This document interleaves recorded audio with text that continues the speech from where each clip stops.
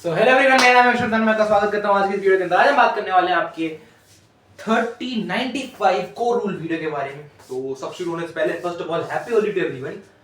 तो आज की इस वीडियो में हम लोग क्या करने वाले हैं, बेसिकली आज के इस वीडियो के अंदर हम लोग 3095 कोर रूल वीडियो के बारे में बात करने वाले हैं। जिनको नहीं पता ये क्या है मैं बता देता हूँ क्या है ना। 3095 कोर रूल में क्या होगा कि आपको मैं 30 मिनट्स में, अगले 30 मिनट में 90% वो चीजें बताऊंगा जो कि क्लास 9th के एग्जाम में आएंगी। 90% प्लस स्कोर कराने के लिए 90% पेपर यहीं से आने वाला है, ठीक है। 90% पेपर। अब इसमें मैं क्या करूंगा, देखो आपके पास अगर एक दिन बचा है, अगर 2 दिन बचे एग्जाम में, तो मैं आपको प्रायोरिटी वाइज वो सारे टॉपिक्स बता दूंगा हर एक चैप्टर्स में से जहां से क्वेश्चंस बनेंगे, जहां से आपके क्वेश्चंस आएंगे, ठीक है। और ये ओल्ड सिलेबस वाला ही है भैया, क्योंकि अभी किसी का न्यू सिलेबस लागू नहीं हुआ है, इनका फाइनल से ये ओल्ड सिलेबस पे बेस्ड वीडियो है। ओके चलिए आइए, अब ये बताने से पहले सबसे पहले हम लोग बात करते हैं कि क्या क्या आएगा, क्या क्या बेसिक आता है। देखो सबसे पहले हम लोग बात करेंगे चैप्टर नंबर 1 से, ठीक है। Chapter number 1। अब ये चैप्टर नंबर 1 है आपका नंबर सिस्टम। क्या है भैया? Number system. एक बहुत ही इंपॉर्टेंट चैप्टर एंड एक थोड़ा सा लेंथी चैप्टर। अब मैं क्या करूंगा ना, मैं बेसिक आपको प्रायोरिटी वाइज चीजें बताऊंगा जो अब करनी है, पहली दूसरी तीसरी, ठीक है। ज्यादा नहीं बताऊंगा हर चीज चैप्टर में से। सबसे पहले आप लोग रैशनलाइजेशन इसकी प्रैक्टिस करके जाना। रैशनलाइजेशन पे 1-2 क्वेश्चन जरूर है। रैशनलाइजेशन इसकी आप लोग प्रैक्टिस करके जाना। क्या करके जाना है भैया? रैशनलाइजेशन जरूर से जरूर प्रैक्टिस करके जाना। 2 क्वेश्चन इस पे जरूर आते हैं, ठीक है। कैसे करनी है, कौन सा क्वेश्चन मैं बताता हूं। देखो सबसे पहला प्रकार, सबसे पहला पैटर्न वाला क्वेश्चन, एग्जांपल दे देता हूं। पैटर्न वाला क्वेश्चन इसकी जरूर प्रैक्टिस करके जाना। ये आता है क्या भैया? कैसा पैटर्न वाला? जैसे कि फॉर एग्जांपल मैं बता दूं 1/√2 + √3 प्लस √3 + √4 प्लस √4 + √5, और ये कंटिन्यू हो रहा है रूट इसको। अब ये क्वेश्चन ज्यादातर फंसने के चांस लेते हैं, ज्यादातर फंसने के चांस लेते हैं। थोड़ा सा अच्छे से लिख देता हूं, एक सेकंड रुकना। जैसे मैंने कहा 1/√2 + √3 प्लस 1/√3 + √4 प्लस 1/√4 + √5, और ये जाता है ऐसे करके डायग्राम बना के प्लस 1/√8 + √9। ये आपका पैटर्न का क्वेश्चन होता है, इसको जरूर प्रैक्टिस करके जाना। क्या करना होता है बेसिकली, पहले आप इसको रैशनलाइज करोगे, इसको रैशनलाइज करोगे, इसको रैशनलाइज करोगे, फिर ये बीच वाले नंबर्स होते हैं, इसको आपको ढूंढना पड़ेगा। खुद सोचो 2 3 3 4 4 5 6 7 7 8 8 9, तो 6 7 और 7 8 इसके बीच में आएगा नंबर। वो आप ऐसे सबको रैशनलाइज करोगे, आपका फिर उसको ऐड करना है, आपका आंसर आ जाएगा, ठीक है। अब सेकंड क्वेश्चन जिस तरीके का आता है, सेकंड क्वेश्चन जो इस तरीके में आता है, वैल्यूज ऑफ ए बी वाला क्वेश्चन बहुत आता है। Values of A and B वाला क्वेश्चन प्लीज प्रैक्टिस करके जाना। कैसा क्या होता है वैल्यूज ऑफ ए बी वाले क्वेश्चन में? सभी लोग ध्यान सुनेंगे, सभी लोग ध्यान सुनेंगे। ए बी वाले क्वेश्चंस में आपसे बेसिकली क्या पूछेगा? सबसे पहले पूछेगा आपको कोई रेशनलाइजेशन टर्म दे देगा। क्या देगा भैया? रेशनलाइजेशन को टर्म दे देगा। मैंने कहा √3 + √2/√3 - √2, ये सैंपल लिख रहा हूं, इसको a + b√2, इसको ऐसे सॉल्व करना है। a और b की वैल्यू बतानी है, a और b की वैल्यू बतानी है, ठीक है। तो अब इसमें आप इसको रैशनलाइज करोगे और इसको आप यहां से कंपेयर करके निकाल लोगे, आपको बता रखा है कैसे करना है, ठीक है। इसके बाद सेकंड टॉपिक आपको जो याद मतलब एकदम घोट के जाना है, वो होता है भैया सारे लॉज ऑफ एक्सपोनेंट आपको याद होने चाहिए, ऑन टिप्स होने चाहिए आपके लॉज ऑफ एक्सपोनेंट सारे, ठीक है। लॉज ऑफ एक्सपोनेंट में से एक क्वेश्चन आपका जरूर बनता है। लॉज ऑफ एक्सपोनेंट से में एक क्वेश्चन आपका जरूर बनेगा। कैसा बनेगा? कैसा बनेगा? कैसा बनेगा? आपके इसमें से एक ही क्वेश्चन बनता है, एक होता है आपका सिंप्लीफिकेशन का। सिंप्लीफिकेशन का क्वेश्चन आपका जरूर आता है, ठीक है। सिंप्लीफाई दैट, ठीक है। अब मतलब आपको एक कोई अजीबोगरीब दिखने वाली टर्म दे देगा, उसको कह देगा सिंप्लीफाई करने का, ठीक है। उसके बाद third topic converting decimal to p upon q form. इसमें से भी आपका एक क्वेश्चन बन सकता है, देखिए कैसा बने। इसमें से आपका एक क्वेश्चन कैसा बनेगा, इसमें से आपका सिंप्लीफाई वाला बनेगा। कैसे भैया सिंप्लीफाई एग्जांपल दे देता हूं आपको, जैसे कि मैंने कहा आपसे 0 + 7 + 0 + 71 + 0.71 टोटल बार प्लस s। देखो 0.71 + 0.71 दोनों पे बार प्लस 0.71 1 पे बार, तो ऐसा आपको क्वेश्चन बनता है। इसको आपको सिंप्लीफाई करके लिखना होगा ऐसा आपकी। तो नंबर सिस्टम में से ये सारे क्वेश्चंस बनते हैं। आपको मैंने 5 क्वेश्चंस ही बताए, एक ये 4 ही बताया, वो भी 5 भी नहीं बताया आपको, 4 क्वेश्चंस बताए हैं मैंने आपको। इन चारों को प्रैक्टिस करके अच्छे से जाना प्लीज, मैं कह रहा हूं ऐसे क्वेश्चंस आपके एग्जाम में आ सकते हैं, ठीक है। ये होगा आपका chapter number 1 polynomial number system से। अब ये तो हमारा चैप्टर नंबर 1 हो गया। अब क्या करना है भैया, अब है हमारे पास chapter number 2 polynomials. Chapter number 2 polynomials, तो चैप्टर नंबर 2 पॉलिनोमियल्स में से क्या करना है बता देते हैं भैया। तो ये आपका chapter number 2 polynomials.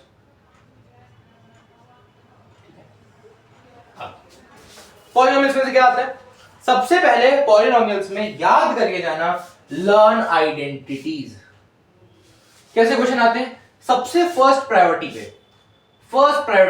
I would say identity पे प्रूविंग क्वेश्चन, आइडेंटिटी पे प्रूफ क्वेश्चन जरूर बनते हैं, प्रूफ क्वेश्चंस जरूर बनते हैं। जैसे कि इस पे एक क्वेश्चन आएगा 3 से 4 नंबर का ले जाएगा, ठीक है। एक क्वेश्चन 3 से 4 नंबर आपके पेपर में आएगा, ठीक है। क्या आएगा, मैंने कहा आपसे एग्जांपल के तौर पे आपको मैं बता दूं, अगर आपसे मैं एक एग्जांपल के तौर पे आपसे मैं बता दूं तो कुछ ऐसा सा क्वेश्चन जैसे कि आई वुड से मैं कह सकता हूं दैट प्रूफ a क्यूब, हाँ ये बहुत अच्छा क्वेश्चन है। आप ऐसा आ सकता है that if a + b + c = 0, sorry if question लिख देता हूं, if a + b + c = 0, proof a cube + b cube + c cube = 3abc। ये तो आइडेंटिटी है, हाँ इस पे ही आपको क्वेश्चन आते हैं, ठीक है। आइडेंटिटी पे आपके सारे आइडेंटिटी सारी रिवाइज करके जाना, मैंने 12 की 12 आइडेंटिटी करके जाना। मैथ्स वाली जो मैंने ऑल फॉर्मूला वाली वीडियो बनाई उसको जरूर देख के जाना, वो उससे आपका 5 मिनट का बस टाइम है। 2x पे देख लो, मैं कह रहा हूँ 2x पे देख लो, 5 मिनट में आपका 2.5 मिनट में खत्म हो जाएगा, बस 2.5 मिनट निकाल देना, उससे सारे फॉर्मूले रिवाइज हो जाएंगे। 5 मिनट की वीडियो है, 2x मत ही देखना उसको, तो 5 मिनट में ऐसे देख लेना, ठीक है। आइडेंटिटी पे सारे प्रूफ क्वेश्चन हो जाएंगे। सेकंड चीज, दूसरी चीज आते हैं, ठीक है। एक प्रकार का क्वेश्चन बता दीजिए जो आपका आता है। सेकंड, क्यूबिक फैक्टराइजेशन प्लीज करके जाना, क्यूबिक फैक्टराइजेशन प्लीज करके जाना आपका। मैं बताऊं अगर आपको इस पे एक क्वेश्चन, वो भी 5 मार्क का, सॉरी 5 मार्क बोल रहा हूं, 3 मार्क का जरूर आ सकता है। क्या बोलता है वो भी, और वो भी आपको इसको लॉन्ग डिवीजन से करके जाना है, लॉन्ग डिवीजन से करके जाना है, ठीक है। बस लॉन्ग डिवीजन से इसको करके जाना है, ये बात है। एंड इस पर एक कोई केस स्टडी भी आपकी आ सकती है, ऐसा नहीं, ठीक है। बट आइडेंटिटी पर ही वो बेस्ड केस स्टडी आएगी। क्यूबिक फैक्टराइजेशन प्लीज याद करके जाना। थर्ड चीज अगर मैं बोलूं आपको, फाइंडिंग जीरो एंड रिमाइंडर, ये क्वेश्चन बहुत आता है। और फोर्थ चीज, फैक्टर थ्योरम पे भी आ सकता है, ठीक है। ये आपको मैंने प्रायोरिटी वाइज बताया है, फोर्थ आप हटा भी दो कोई दिक्कत नहीं है। फाइंडिंग जीरो पे प्लीज क्वेश्चंस करके जाना। जीरो कैसे ढूंढा जाता है और क्यूबिक का जीरो कैसे ढूंढा जाता है, क्वाड्रेटिक का जीरो कैसे ढूंढा जाता है, लीनियर का जीरो कैसे ढूंढा जाता है, सब पे काम करके जाना। रिमाइंडर कैसे ढूंढा जाता है उस पे भी काम करके जाना, ठीक है। रिमाइंडर और फैक्टर थ्योरम आपको आना चाहिए। फैक्टर थ्योरम भी लिख लो, 4th प्रायोरिटी पे फैक्टर थ्योरम भी आप लिख सकते हो, क्योंकि फैक्टर थ्योरम अगर आपको नहीं आएगा, पता नहीं हो, एक बार देख लेना क्या होता है फैक्टर थ्योरम, स्टेटमेंट देख लेना उसकी, ताकि आपको पता चले कि फैक्टर थ्योरम होता क्या है, ठीक है। बस अब आपका चैप्टर नंबर 2 में से बस इतना ही आता है। मैंने आपको कितने क्वेश्चन लगवाए, 1 2 3 4 5 क्वेश्चन आपको बताए, सिर्फ मैंने 5 क्वेश्चन से कर लिया ना, 9 क्वेश्चन, 4 क्वेश्चन उसके 9 क्वेश्चन अभी तक आपको बता चुका हूं मैं, ठीक है। बस आपको मैं बता रहा हूं बहुत जल्दी आपका ये सारे क्वेश्चंस प्रैक्टिस करके जाना जरूर, ठीक है। हां ना, नेक्स्ट चैप्टर नंबर 3 कोऑर्डिनेट्स में तो कुछ नहीं आता, बहुत आसान चैप्टर है, बता दो क्या क्या आता है। वैसे बहुत आसान से कुछ नहीं आएगा तो भी हल जाए। कोऑर्डिनेट से क्या आता है याद करे जाना। कोऑर्डिनेट ज्योमेट्री तो मैं कह रहा हूं पूरे देख लो, मेरे चैनल पे वन शॉट पड़ा है, पूरा ही देख लो उसको, तो रिपीट कर दो, ठीक है। डिटेल वाला वन शॉट डाल रखा है मैंने चैनल पे, पहले ही वीडियो है शायद से, देख लेना उसको जाके, फर्स्ट वीडियो है मेरे माय चैनल 17 मिनट दिन का है, वो जाके देख लेना, ठीक है। अब कोऑर्डिनेट ज्योमेट्री, कोऑर्डिनेट ज्योमेट्री में से चैप्टर नंबर 3 है भाई, चैप्टर नंबर 3 है भाई।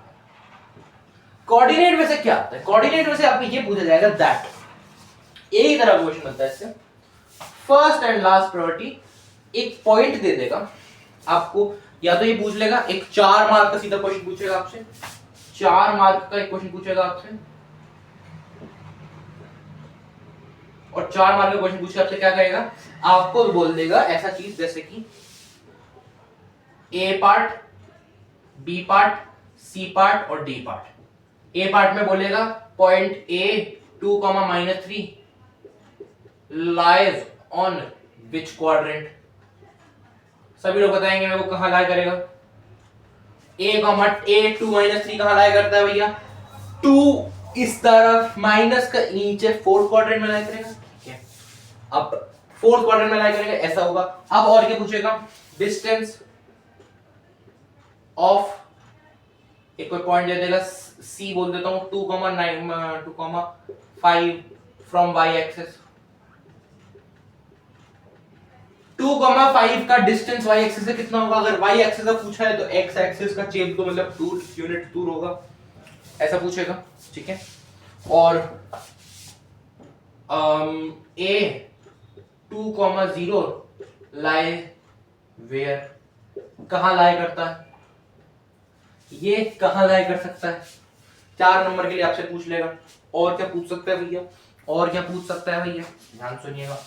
एक एमसीक्यू भी आपका आ सकता है इससे, एक आपका एमसीक्यू भी दे देगा आपको कि भाई साहब एक एमसीक्यू बोल दिया that if a point is lying on y axis it's coordinate में भी, आपको 4 ऑप्शन दे देगा y, 0, 0, x, x, y, y, 0, तो चेक करना है आपको कौन सा हो जाएगा, ठीक है ना। ऐसे आपके क्वेश्चंस आ जाएंगे। 4 क्वेश्चन का दे दूं, अगर मैं आपको कुछ भी बना के दे दूं तो प्लॉटिंग अब आती नहीं है, आपकी प्लॉटिंग नहीं आती है एग्जाम में, ठीक है। एंड हाँ, एक आपको ग्राफ देगा, ग्राफ बगल में लगाएगा, उसमें पाएगा tell coordinate of A from graph, एक ग्राफ फोटो लगा देगा बगल में, उसमें से ए के कोऑर्डिनेट पूछेगा, अच्छा ए पर तो दे रखे हैं मैंने आपको, बी के कोऑर्डिनेट पूछेगा आपसे फ्रॉम उस साइड, ठीक है। ऐसा आप पे 4 क्वेश्चन ऐसे आ सकते हैं। आप अगर चाहो तो आपको ये पहले चैप्टर पूरा रिवाइज करके आना, मैं तो कह रहा हूं 17 मिनट है, लिख के जाना पूरा, कोई दिक्कत नहीं है, ठीक है। एक ही ऐसा क्वेश्चन बताया मैंने तो आपको, ऐसे यही आता है ज्यादातर। उसके बाद chapter number 3 linear equation in 2 variables, में तीनों आप 3 तरह के क्वेश्चन ही बनते हैं, 3 ही तरह के क्वेश्चन बनते हैं, वो तीनों ही बता देता हूं आपको मैं, ठीक है। लीनियर इक्वेशन इन 2 वेरिएबल्स में से 3 तरीके के क्वेश्चन बनते हैं, ठीक है, तो आपको तीनों ही बता देता हूं। अब देखेगा, मैंने कहा तुमसे लीनियर इक्वेशन इन 2 वेरिएबल पे कैसे बनता है। सबसे पहला प्रायोरिटी वाइज क्वेश्चन अगर आप देखो, सबसे पहला प्रायोरिटी वाइज क्वेश्चन देखो, find the value of k, k की वैल्यू निकालो, find the value of k, k वाली वैल्यू वाला तो आपको एक ही क्वेश्चन दे देगा, ऐसा करेगा दिस, जैसे मैंने बोल दिया 2,3 is the solution of this equation, और उसमें k भी होगा, जैसे मैंने कहा है ना, 2,3 इस इक्वेशन का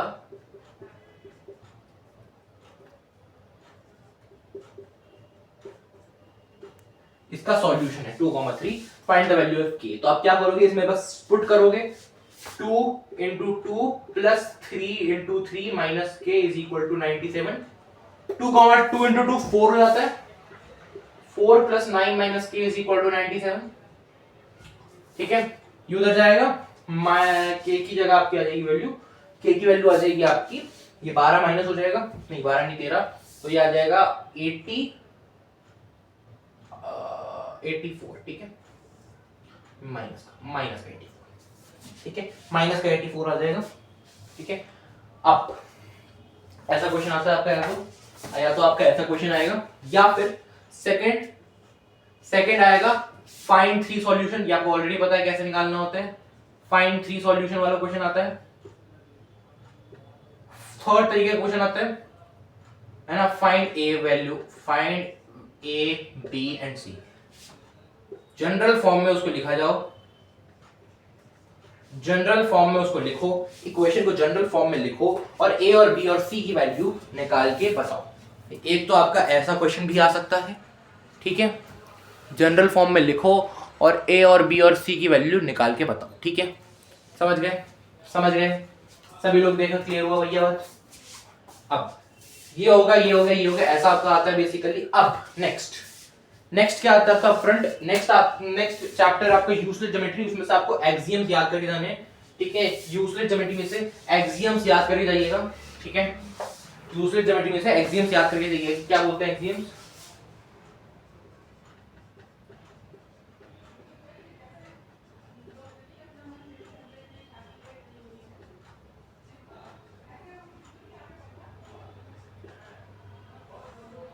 तो आपको पहला इसमें टॉपिक याद करके जाना है एक्सियम्स, और एक ही एक्सियम आप मतलब सारे एक्सियम्स याद करके जाना, बस बाकी खत्म।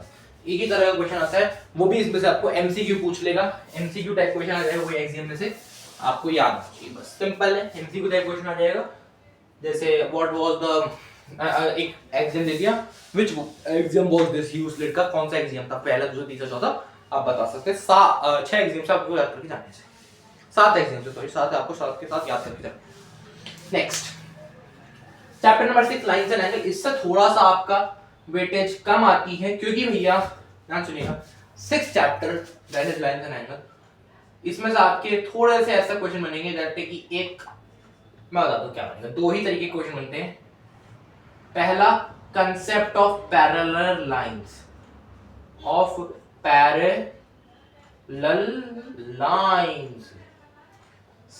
सेकंड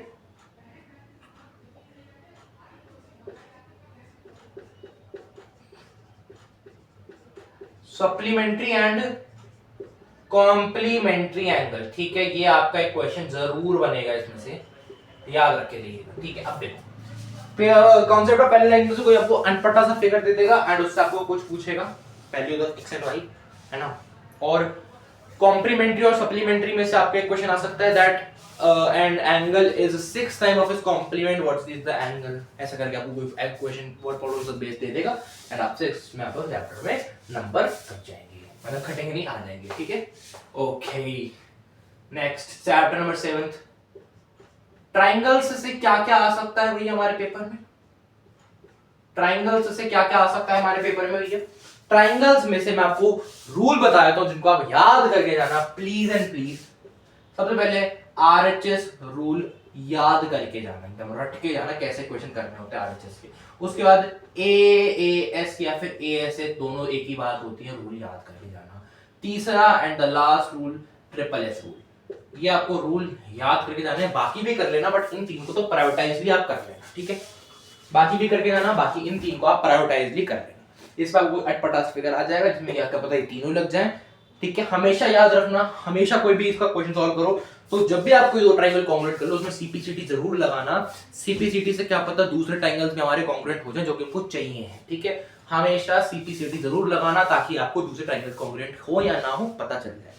थर्ड, फिर नेक्स्ट आपका चैप्टर आता है चैप्टर नंबर 8 क्वाड्रिलेटरल्स। तो चैप्टर नंबर 8 क्वाड्रिलेटरल में से क्या आता है, देखो इसमें से आपको empty and converse of empty याद कर जाना है। पहला आपको कन्वर्स ही याद कर लेना, सबसे पहले तो converse of empty and empty दोनों आपको याद कर जाने हैं। सेकंड डायगोनल्स के खेल को इंपॉर्टेंटली रट के जाना, डायगोनल्स प्रॉपर्टी रट के जाना, रट के एकदम सारी फेस शेप्स की डायगोनल्स की प्रॉपर्टीज खास करके रट के जाना। Third and the last topic that is important for the chapter, properties सारी रट के जाना, सिंपल। और कुछ नहीं होता है, प्रॉपर्टीज का इंपॉर्टेंस होती है, सारे चैप्टर बता दिया वैसे तो मैंने इसमें, बट हाँ प्रॉपर्टीज को आप डायगोनल्स की प्रॉपर्टी खास करके रखना, and empty and converse of empty आपको आना चाहिए, ठीक है, बस दैट्स इट। और हाँ ट्रायंगल्स में आपको बताना भूल गया, आइसोसेलेस एंगल की प्रॉपर्टीज भी आपको याद होनी चाहिए दोनों, आइसोसेलेस एंगल की प्रॉपर्टीज भी आपको ट्रायंगल्स में याद होनी चाहिए दोनों की दोनों, ठीक है। पहली वाली अगर एंगल इक्वल तो साइड्स इक्वल, अगर साइड्स हैं इक्वल तो एंगल अपोजिट इक्वल, ठीक है। Next chapter number 9 quadrilateral, chapter number 9 circles में से, चैप्टर नंबर 9 सर्कल्स में से एक बार थ्योरम सारे रिवाइज कर लेता हूं, ठीक है। थ्योरम कौन कौन से इंपॉर्टेंट है मैं आपको बताना चाहूंगा, तो वो वाले इंपॉर्टेंट है, ध्यान रखना। Perpendicular from centre bisect chord, centre bisects the chord, ये इंपॉर्टेंट थ्योरम है। Second, perpendicular from the centre bisects the chord, ये एक इंपॉर्टेंट, बहुत ज्यादा इंपॉर्टेंट थ्योरम है। नेक्स्ट आपका क्या है भैया, एक perpendicular from the centre bisect the chord. Next है आपका equal chord subtend equal angle at the centre, याद रखिएगा, सब equal chord subtend equal angle.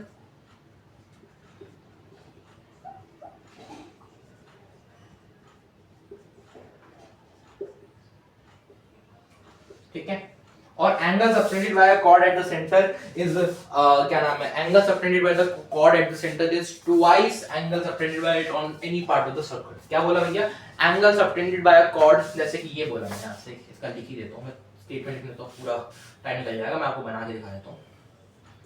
ये सर्कल नहीं बन रहा तुमसे, मैंने कहा आपसे ये सर्कल है, इसका सेंटर ये O है, आपके पास ये कोई कॉर्ड है, इसने यहां एक एंगल बनाया, एक यहाँ एंगल बनाया, ये x बनाया, तो यहाँ पर जो बनाएगी ये बनाएगी 2x सॉरी x अपॉन 2 बनाएगी, ठीक है। यहाँ x बनाया तो इसका दुगना, या फिर आप ऐसे बोल दो इसको, अगर यहाँ 2x बनाया है तो यहाँ x बनाएगा, तो यहाँ जो बनेगा उसका दुगना यहाँ बन जाता है, ठीक है। ये आपको याद होनी चाहिए थ्योरम। और सेमी सर्कल की मैं आपका कोई भी कॉर्ड होगा उस पर वो आपको बनेगा, जैसे कि अगर ये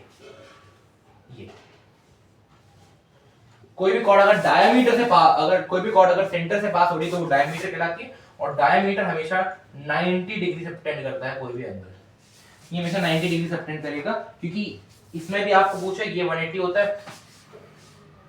तो ये 180 का आधा यहाँ सबटेंड करता है, ये आपके लिए काफी ज्यादा इंपॉर्टेंट है, ठीक है। अब चैप्टर नंबर 10 एक ही है, हेरॉन्स फार्मूला, प्लीज फार्मूला ही हटते जाना था। चैप्टर नंबर 10 हेरॉन्स, तो पहला आपको याद करना है, पहला याद करना है हेरॉन्स फार्मूला, भाई हेरॉन्स में ना पढ़ रहे हैं, क्या याद करना है, एरिया का फार्मूला, बस एक चीज याद करके आना, रूट पे क्वेश्चन आएगा, s minus a into s minus b into s minus c, ज्यादा हार्ड नहीं आएगा इस पे क्वेश्चन, एक ही क्वेश्चन आएगा, 2 नंबर या 3 नंबर का, आपको इस पे करना है, बस सिंपल है। 10th भी chapter. Fourth next chapter that is 11 surface area and volumes, surface area and volumes. इसमें से क्या आता है भैया, इसमें से क्या आता है भैया, इसमें से आपका पहला टॉपिक जो कि आने की मोस्ट प्रोबेबिलिटी होती है वो होगा आपका चैप्टर नंबर 11 में से, मोस्ट प्रोबेबिलिटी होती है आपकी आने की, तो हाँ कैलकुलेशन अच्छे से करना। उसके बाद नेक्स्ट अगली चीज, सरफेस एरिया एंड वॉल्यूम्स में से आपकी स्फीयर से ज्यादा, सबसे ज्यादा स्फीयर से सॉरी कौन सा ज्यादा आता है, उसका स्फीयर से आता है, कौन को याद करके जाना, स्फीयर को रट के जाना, ठीक है। कौन का भी आपको एक रिलेशन याद होना चाहिए, L² = h² + r²। बाकी रिवाइज और द फॉर्मूले में आपको अगेन एंड अगेन कह रहा हूँ, 5 मिनट वाली वीडियो देख के जाना, जरूर देख के जाना उस वीडियो को, क्योंकि उसमें 5 मिनट में मैंने सारे के सारे फॉर्मूले जितने इंपॉर्टेंट वो बताए हैं, कवर कराए हैं, ठीक है। अब चैप्टर नंबर 12 जो कि आपका है बेसिकली स्टैटिस्टिक्स। अब स्टैटिस्टिक्स में से क्या पूछा जाता है, स्टैटिस्टिक्स में सबसे पहले आप बार ग्राफ को याद करके जाने का, रट के जाना एकदम, बार ग्राफ तो आपको आनी चाहिए, सेकेंड पे आप हिस्टोग्राम और थर्ड पे आप फ्रीक्वेंसी पॉलीगन। ठीक है, अब मैं बता दूं कैसे आएंगे क्वेश्चन। ये थोड़ा सा वैसा टॉपिक है, अब मैं आपको बताता हूं। इस पर क्वेश्चन ज्यादातर हार्ड पूछता नहीं स्कूल, क्योंकि उसको पता है कि सर ये हट जाना है, सब 10th में कुछ काम नहीं आना इसका। ठीक है, अब बार ग्राफ कैसे बनाता है वो पता है। हिस्टोग्राम में डाटा को अगर आपका वो इक्वल नहीं है तो उसको इक्वल बनाना वो आपको आना चाहिए, अगर आपको वो एक्सक्लूसिव है तो उसको इंक्लूसिव बनाना आपको आना चाहिए। ठीक है, इसमें एडजस्टेड फ्रीक्वेंसी भी आनी चाहिए, एडजस्टेड फ्रीक्वेंसी भी आनी चाहिए। ठीक है, देखो दो चीजें आनी चाहिए, इंक्लूसिव सॉरी एक्सक्लूसिव से इंक्लूसिव बनाना, एक्सक्लूसिव से डाटा को इंक्लूसिव बनाना, और क्या आनी चाहिए भैया, एक्सक्लूसिव से डाटा को इंक्लूसिव बना देना। नेक्स्ट आपको क्या आना चाहिए, एडजस्टेड फ्रीक्वेंसी वाला कॉन्सेप्ट पूरा क्लियर होना चाहिए। ठीक है, चलो यही थी बेसिकली इस चैप्टर में बात, इससे ज्यादा कुछ नहीं आता है। ठीक है, वैसे तो आपको ज्यादा बार ग्राफ में निपट जाएगा अगर आपको किस्मत अच्छी है, अगर नहीं हो तो आपको बाकी ये पूछा जाएगा। ठीक है, नेक्स्ट खत्म बात है। इसके बाद हम लोग बात करेंगे, अब इस चैप्टर के बारे में नहीं, सारे चैप्टर खत्म हो चुके हैं। ठीक है, तो बस नहीं था बेसिकली इस वीडियो में, कुछ नहीं हुई ज्यादा, आपको सारे टॉपिक बता दिए। ज्यादा से ज्यादा मैंने आपको 28 से 29 क्वेश्चन बताए हैं, 25 क्वेश्चन बताए, लगभग 25-26 क्वेश्चन आपको बताए मैंने। वो प्लीज करके जाना, उसको रिपीट करके जाना है, सारी वीडियो को एक बार ध्यान से देख लेना। ठीक है, मिलते हैं आपसे अगली वीडियो के अंदर। Thank you so much for watching, stay safe, stay healthy and Holi जरूर मनाना भैया। Bye bye.